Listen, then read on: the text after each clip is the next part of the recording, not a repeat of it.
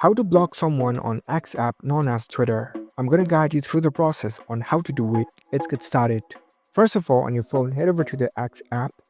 After you're in the app, make sure that you are logged in with your account. Once you are logged in, you will see this kind of interface. Now, in order to block someone, you need to head over to their profile first. You can simply tap on their profile from here, or you can search for their profile. Tap on the search bar and type in their username. In the search results, you'll find their profile. Once you find their profile, tap on it.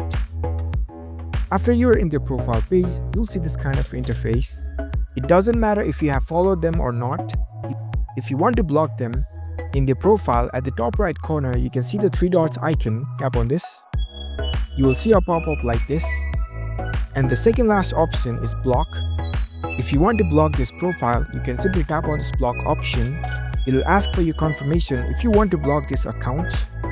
If you are sure to block them, you can tap on this block option.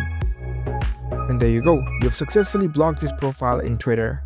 Once you block someone, it'll show as blocked like this. So that's it, that's how you can easily block someone on Twitter. If you found this video helpful, don't forget to give this video a thumbs up and subscribe to our channel for more tech tips. Thank you for watching.